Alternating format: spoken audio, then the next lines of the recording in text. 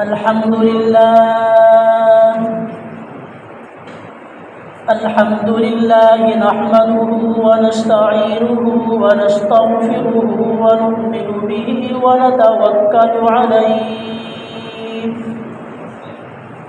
ونعوذ بالله من شرور أنفسنا ومن سيئات أعمالنا من يهده الله فلا مضل له ومن يضلله فلا هادي له ونشهد أن لا إله إلا الله وحده لا شريك له ونشهد أن سيدنا وسندنا وحبيبنا وشفيعنا ومولانا محمدا عبده ورسوله أما بعد فأعوذ بالله من الشيطان الرجيم بسم الله الرحمن الرحيم وإذ ابتلى إبراهيم ربه بكلمات فأتمهن قال إني جاعلك للناس إماما صدق الله العظيم وصدق رسوله النبي الكريم ونحن على ذلك لمن الشاهدين والشاكرين الحمد لله رب العالمين. سب آپ کی نیت سے درود پاک پڑھیں. اللهم صل على محمد وعلى آل محمد كما صليت على إبراهيم وعلى آل إبراهيم إنك حميد مجيد. اللهم بارك على محمد وعلى آل محمد كما باركت على إبراهيم وعلى آل إبراهيم إنك حميد مجيد.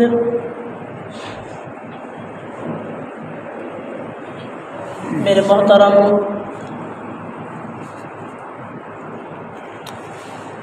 مکرم بزرگوں اور دوستوں اور بھائیوں، آج کے اس مختصر وقت کے اندر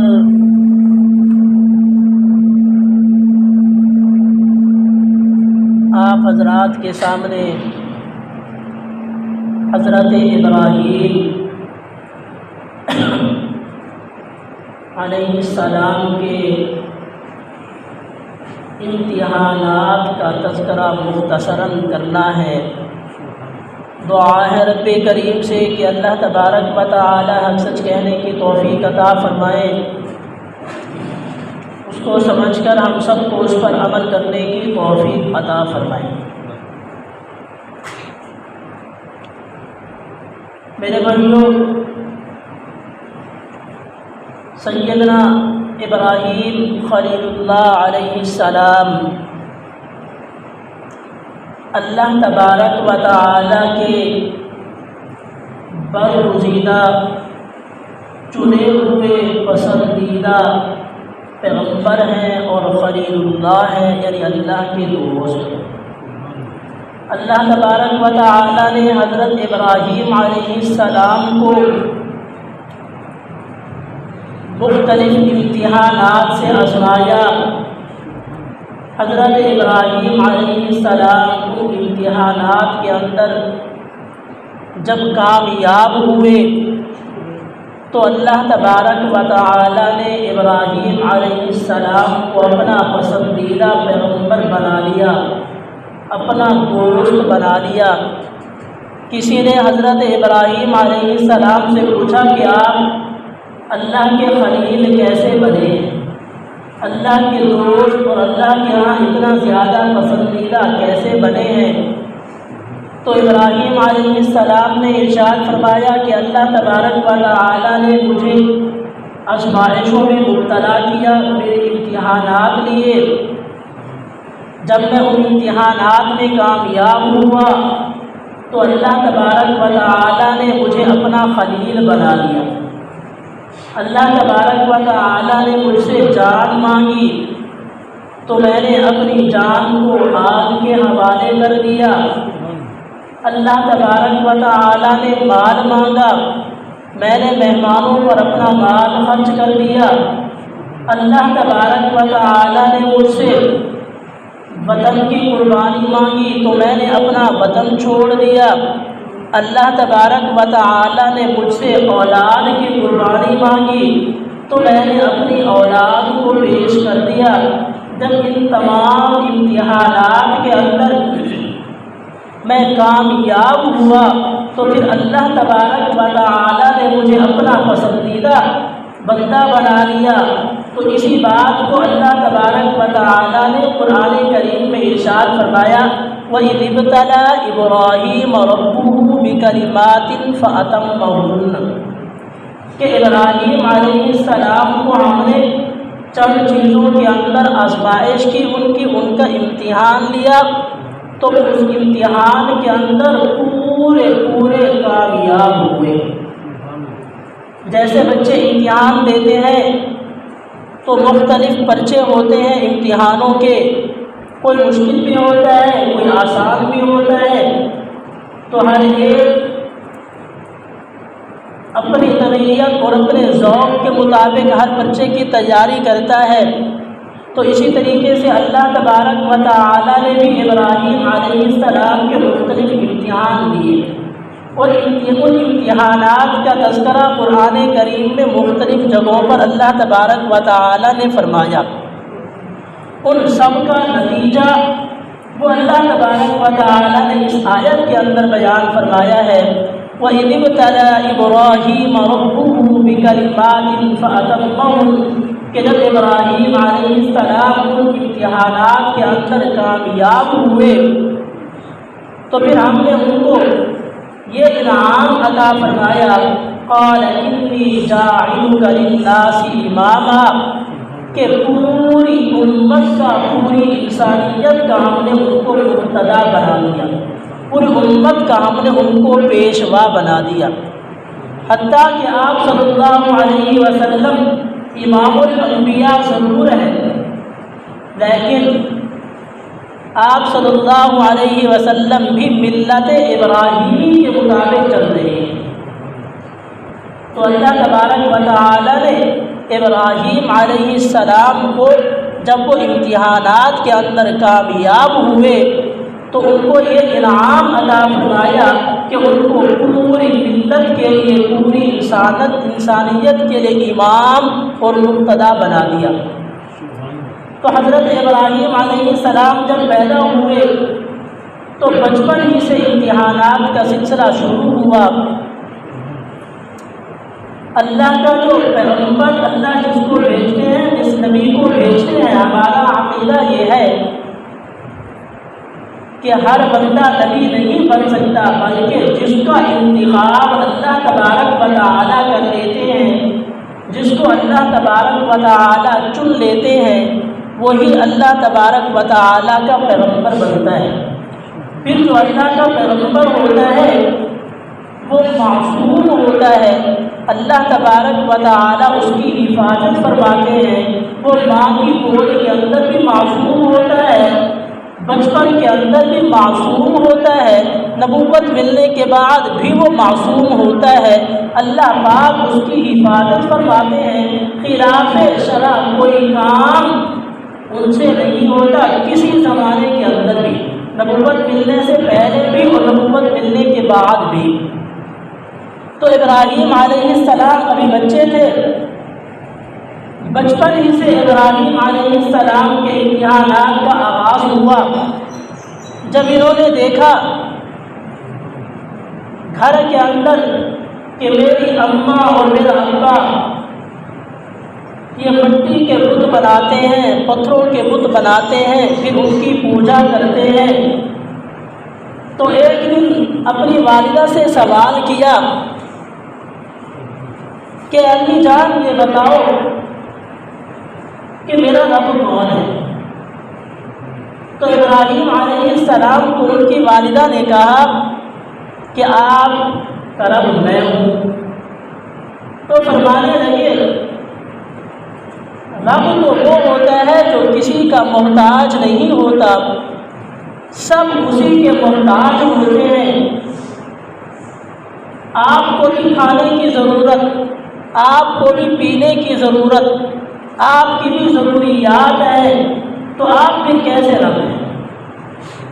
پھر پوچھنے لگے کہ چلو میرا رب تو آپ ہیں، آپ کا رب کون ہے؟ ان کی والدہ نے کہا کہ میرا رب تیرا والد ہے جو کما کر لاتا ہے، مجھے کھلاتا ہے، میری ضروریات کو پورا کرتا ہے۔ پھر وہ پوچھنے لگے کہ میرے والد کا رب کون ہے؟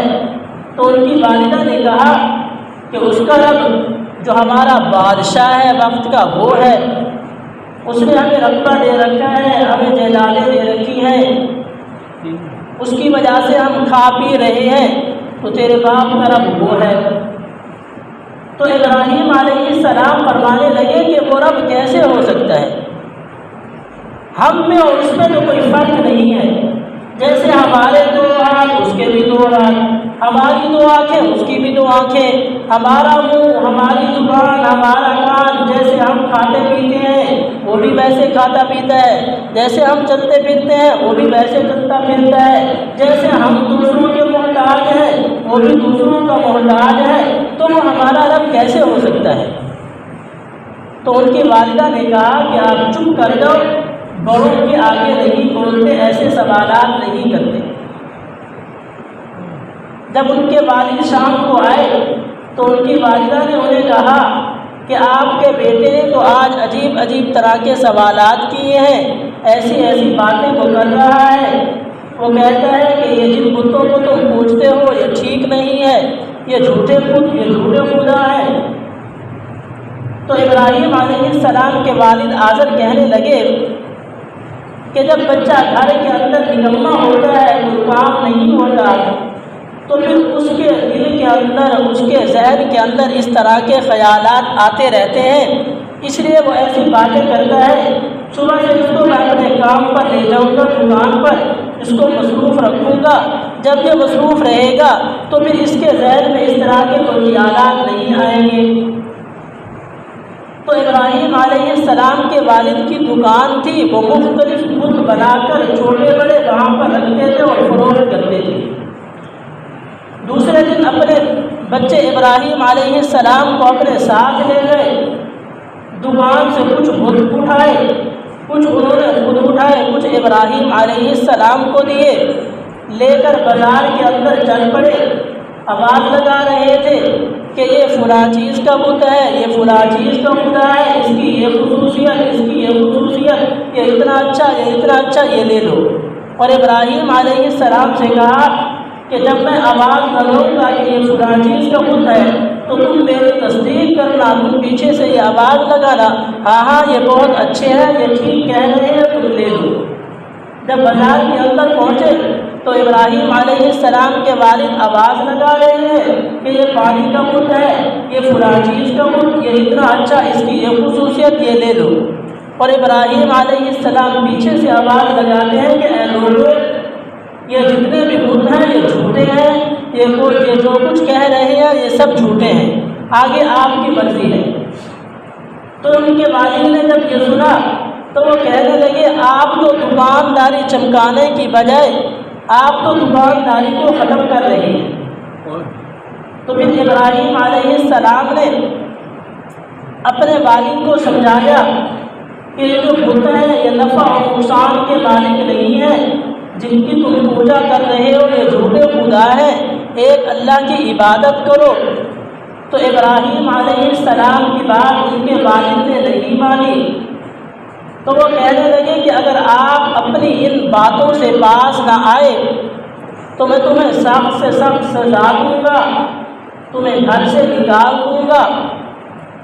تو جب ابراہیم علیہ السلام کی اپنے والد سے نہ بنی، ان کے والد نے ان کی بات نہ مانی، تو نتیجہ یہ نکلا کہ ابراہیم علیہ السلام کو ان کے والد نے گھر سے نکال دیا۔ یہ اللہ تبارک و تعالیٰ کی طرف سے آزمائش اور امتحان تھا ابراہیم علیہ السلام کے لیے۔ تو ابراہیم علیہ السلام اپنے اس امتحان میں کامیاب ہوئے۔ اس کے بعد پھر وقت کے بادشاہ سے ابراہیم علیہ السلام کا مقابلہ ہوا۔ بادشاہ سے ابراہیم علیہ السلام نے سوال کیے۔ بادشاہ نے پوچھا تم جو کہتے ہو کہ یہ تم جھوٹے ہیں، ایک اللہ کی عبادت کرو، ایک اللہ کا دعویٰ کرتے ہو، تو تمہارے رب کی خصوصیت کیا ہے؟ تو ابراہیم علیہ السلام نے فرمایا کہ میرا رب وہ ہے جو زندگی اور موت کا مالک ہے، جو زندہ بھی کرتا ہے اور مارتا بھی ہے۔ نمرود کہنے لگا یہ کام تو میں بھی کر سکتا ہوں۔ ایک بندہ جیل میں تھا جس کو سزائے موت ہو چکی تھی، نمرود نے اس کو چھوڑ دیا، اور دوسرا بندہ گزر رہا تھا جو بے گناہ تھا، اس کو پکڑوا کے مروا دیا۔ تو کہنے لگا کہ یہ کام تو میں بھی کر سکتا ہوں۔ جس کو سزا ہو چکی تھی، جو مرنے والا تھا، اس کو میں نے زندگی دے دی، جس کو کوئی سزا نہیں تھی، جس کی مرنے کا کوئی فیصلہ نہیں کیا ہوا تھا، اس کو میں نے مروا دیا۔ تو ابراہیم علیہ السلام نے یہ سوچا کہ یہ بے وقوف ہے، اس کو ایسے سمجھ نہیں آئے گی۔ تو پھر ابراہیم علیہ السلام فرمانے لگے کہ میرا رب تو وہ ہے جو سورج کو مشرق سے نکالتا ہے، اگر تو بھی رب ہونے کا دعویٰ کرتا ہے تو سورج کو مغرب سے نکال۔ جب ابراہیم علیہ السلام نے یہ سوال کیا تو قرآن کریم نے یہاں پر بڑا عجیب جملہ کہا، فَبُهِتَ الَّذِي كَفَرَ، کہ کافر مبہوت ہو گیا، کافر اپنے حواس کھو بیٹھا، اس سے اس سوال کا کوئی جواب نہ بن پایا۔ جب اس کے پاس اس سوال کا کوئی جواب نہیں تھا تو پھر وہ ابراہیم علیہ السلام کو دھمکانے، ڈرانے اور سزا دینے پر اتر آیا۔ وہ ابراہیم علیہ السلام کے اس سوال کے جواب میں لاجواب ہو گیا۔ تو ابراہیم علیہ السلام نے وقت کے بادشاہ سے مقابلہ کیا تو وہ اس کے اندر بھی ڈٹے رہے، اس کے اندر بھی کامیاب ہوئے۔ اس کے بعد پھر ان کا ایک سالانہ میلہ ہوتا تھا، جو میلے کے اندر جاتے تھے، مختلف قسم کے ڈیزائن دار بت بنا کر لے کر جاتے تھے، وہاں پر ان کی نمائش ہوتی تھی، ان کو بیچتے تھے، کچھ لوگ خریدتے تھے۔ تو جب وہ میلے کے دن آئے ان کے، تو وہ سب لوگ اکٹھے ہوئے، اکٹھے ہو کر انہوں نے ایک جگہ پر جو اپنے بت بنا کر رکھے ہوئے تھے بت خانہ کے اندر، سب وہاں پر آئے۔ انہوں نے بتوں کے سامنے دعا کی کہ ہم میلے پر جا رہے ہیں تو ہمارے لیے دعا کرنا کہ ہم خیر خیریت سے واپس آ جائیں۔ تو ابراہیم علیہ السلام کو بھی انہوں نے کہا کہ آپ بھی ہمارے ساتھ چلو۔ تو ابراہیم علیہ السلام نے عذر کیا، انی سقیم۔ انی سقیم کا مطلب کہ میرا دل نہیں کر رہا، کہ میرا دل نہیں کر رہا، میری طبیعت اداس ہے، میں نہیں جا سکتا آپ لوگوں کے ساتھ۔ تو وہ چلے گئے۔ جب وہ سب لوگ چلے گئے تو ابراہیم علیہ السلام ایک کلاڑا لے کر بتخانے کے اندر چلے گئے۔ جتنے بھی بت تھے سب کو توڑ دیا، کسی کی ٹانگ، کسی کا بازو، کسی کی لاش، سب کو توڑ کر وہ کلاڑا جو تھا، جو ان کا سب سے بڑا بت تھا، اس کے اوپر رکھ دیا، اس کے کندھے پر وہ کلاڑا رکھ کر واپس آ گئے۔ جب وہ لوگ واپس آئے، اپنے بت خانے کے اندر گئے تو دیکھا انہوں نے اپنے بتوں کی حالت، تو ان کو بہت زیادہ غصہ آیا۔ پھر وہ بادشاہ نے کہا کہ وہ بندہ ڈھونڈا جائے جس نے یہ کام کیا ہے۔ تو وہ سب لوگ کہنے لگے کہ ایک نوجوان ہے جو ہمارے ان بتوں کی مخالفت کرتا ہے، ان کو برا بھلا کہتا ہے، ہمیں لگتا یہی ہے کہ اس نے ہی یہ کچھ کیا ہوگا۔ تو ابراہیم علیہ السلام کو پکڑ کے نمرود بادشاہ کے سامنے لایا گیا۔ ساری قوم جمع تھی۔ بادشاہ نے پوچھا کہ آپ نے ہمارے بتوں کے ساتھ یہ کیا ہے، ان کا یہ حال آپ نے کیا ہے؟ تو ابراہیم علیہ السلام نے جواب میں یہ نہیں فرمایا کہ میں نے نہیں کیا، بلکہ ابراہیم علیہ السلام نے فرمایا جو ان سب کا سردار ہے، بڑا بت ہے جس کے کندھے پر کلہاڑا پڑا ہوا ہے، اس سے جا کر پوچھ لیجیے۔ تو وہ کہنے لگے کہ اے ابراہیم آپ کیسی باتیں کرتے ہیں، کیا وہ بھی بولتے ہیں، وہ بھی جواب دے سکتے ہیں؟ تو ابراہیم علیہ السلام نے فرمایا کہ افسوس ہے آپ پر کہ جو اپنے نفع نقصان کے مالک نہیں ہیں، جو اپنے آپ کو نہیں بچا سکتے، آپ نے ان کو اپنے نفع نقصان کا مالک سمجھ رکھا ہے۔ حضرت ابو ذر غفاری رضی اللہ تعالی عنہ اسلام لانے سے پہلے سفر پر جا رہے تھے۔ اس وقت یہ رواج تھا کہ جو لوگ سفر پر جاتے تھے تو وہ اپنا ساتھ بت بھی لے جاتے تھے کہ راستے کے اندر اگر ہمیں کوئی ضرورت پیش آئے، کوئی پریشانی ہو تو یہ بت ہماری مدد کرے گا۔ حضرت ابو ذر غفاری رضی اللہ تعالی عنہ بھی اپنے ساتھ بت لے گئے۔ راستے کے اندر ان کو پیاس اور بھوک لگی تو ایک جگہ اپنا بت رکھا، اس کے آگے بیٹھ گئے، اس سے دعا مانگی کہ مجھے پیاس اور بھوک لگی ہے، میرے لیے پانی کا انتظام کر۔ یہ دعا کی انہوں نے، پھر بت وہیں پڑا رہا۔ تو چلے گئے کہ ادھر ادھر سے دیکھوں شاید کہ کوئی چیز مل جائے۔ ادھر ادھر سے دیکھ کے جب واپس آئے تو دیکھا کہ وہ بت گیلا تھا۔ تو کہنے لگے کہ یہ عجیب ہمارا خدا ہے، میں بھوک اور پیاس سے تڑپ رہا ہوں اور یہ خود نہا رہا ہے۔ تو پھر وہ سوچنے لگے کہ اچھا میں چھپ کر اس کو دیکھتا ہوں کہ یہ کیسے نہاتا ہے۔ تو وہ چھپ کر بیٹھ گئے۔ ایک بھیڑیا آیا تو اس نے آ کر اس بت پر پیشاب کیا۔ تو حضرت ابو ذر غفاری کہنے لگے کہ یہ کیسا بت ہے جو پیشاب کے قطروں سے اپنے آپ کو نہیں بچا سکتا، تو وہ میری مدد کیسے کرے گا؟ تو وہ اس وقت وہاں سے چلے، مکہ کے اندر آئے اور آ کر آپ صلی اللہ علیہ وسلم کے ہاتھ پر کلمہ پڑھا اور مسلمان ہو گئے۔ تو ابراہیم علیہ السلام کے سامنے جب وہ نمرود لاجواب ہو گیا تو وہ کہنے لگا کہ اس نے ہمارے بتوں کے ساتھ زیادتی کی ہے تو ہم نے ان کو معاف نہیں کرنا، ان کو سزا ضرور دینی ہے۔ تو ایک انہوں نے سزا یہ مقرر کی کہ ابراہیم علیہ السلام کو ہم آگ میں جلا دیتے ہیں۔ تو انہوں نے ایک دن مقرر کیا، تمام لوگوں کے اندر یہ اعلان کر دیا کہ فلاں دن فلاں جگہ پر سب لوگ جمع ہو جائیں، اس نوجوان جس نے ہمارے بتوں کے ساتھ یہ نقصان کیا ہے ہم نے اس کو سزا دینی ہے۔ تو انہوں نے بہت بڑی جگہ بنائی جس کے اندر پورے علاقے، پورے شہر کی لکڑیوں کو جمع کیا گیا، ان کو آگ لگائی گئی کہ اس کے اندر ابراہیم علیہ السلام کو ڈالنا ہے۔ تو جب وہ جس پنگھوڑے کے اندر، جھولے کے اندر ابراہیم علیہ السلام کو بٹھا کر اس آگ کے اندر انہوں نے ڈالنا تھا، جب اس کے اندر بٹھایا گیا، ان کے ہاتھ پاؤں باندھ دیے گئے تو جبرائیل امین ابراہیم علیہ السلام کے پاس ہے اور آ کر کہنے لگے کہ کچھ مدد کی ضرورت ہو تو حکم کیجئے۔ تو ابراہیم علیہ السلام نے فرمایا مجھے کسی کی مدد کی بھی ضرورت نہیں ہے، جس ذات نے، جس اللہ نے مجھے اس امتحان اور آزمائش کے اندر ڈالا ہے، اگر وہ اللہ میرے جلنے پر راضی ہو رہا ہے تو مجھے اس کی کوئی پرواہ نہیں ہے۔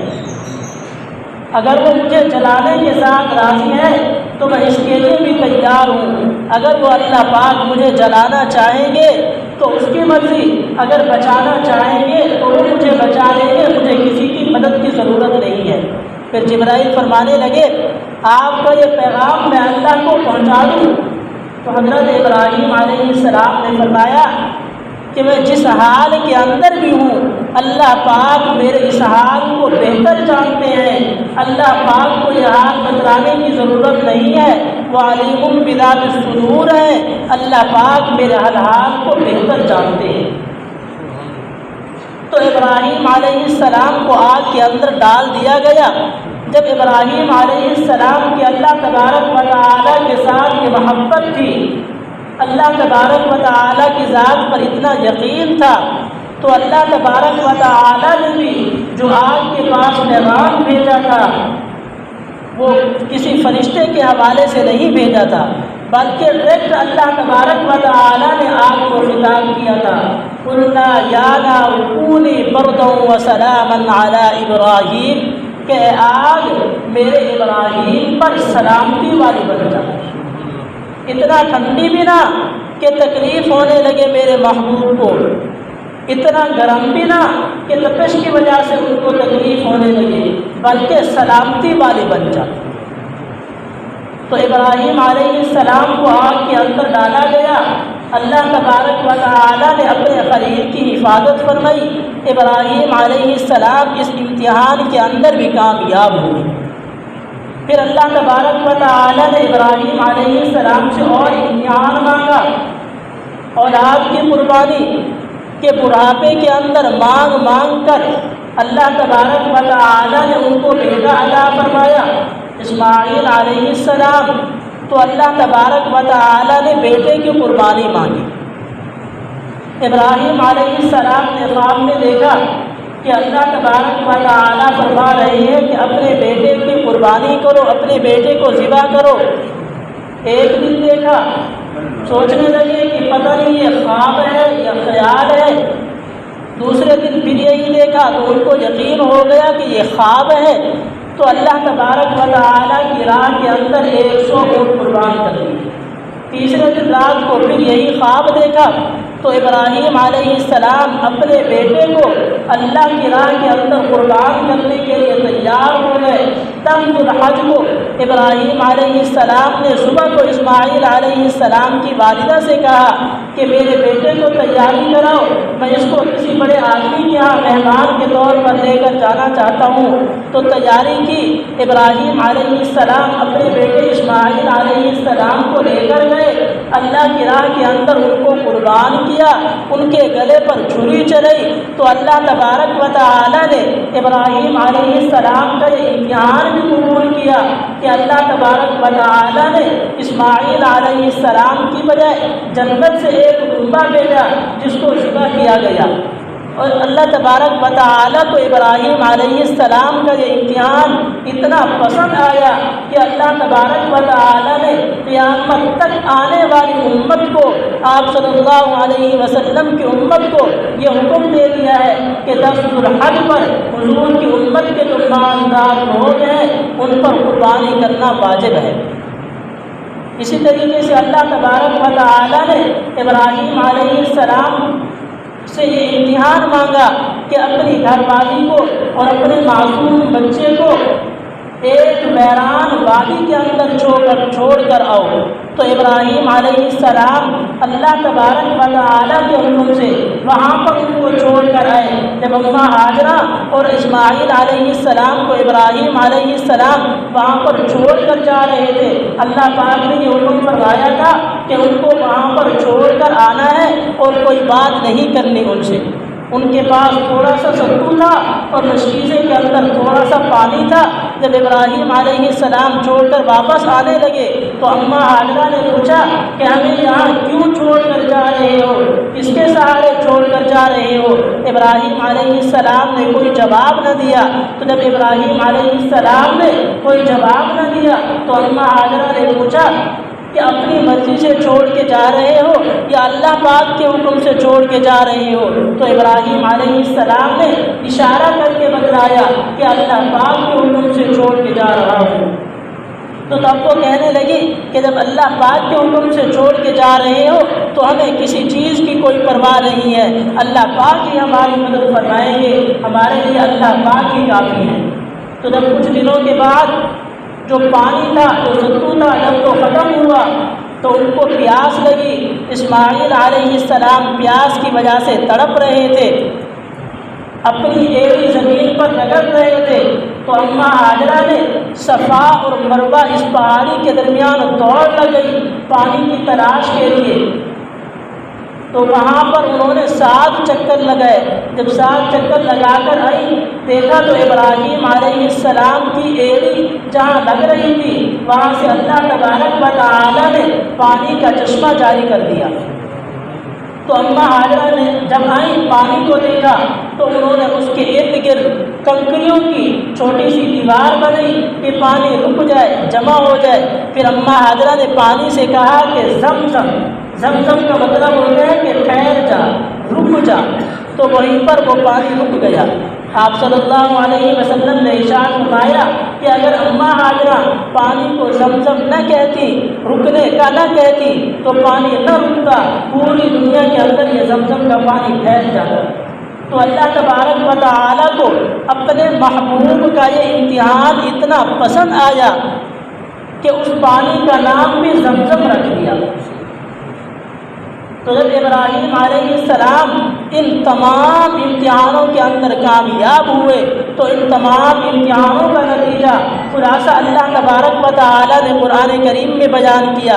وَإِذِ ابْتَلَىٰ إِبْرَاهِيمَ رَبُّهُ بِكَلِمَاتٍ فَأَتَمَّهُنَّ قَالَ إِنِّي جَاعِلُكَ لِلنَّاسِ إِمَامًا، کہ ہم نے ابراہیم علیہ السلام کو مختلف امتحانات کے اندر آزمایا تو ابراہیم علیہ السلام ان تمام امتحانوں کے اندر کامیاب ہوئے۔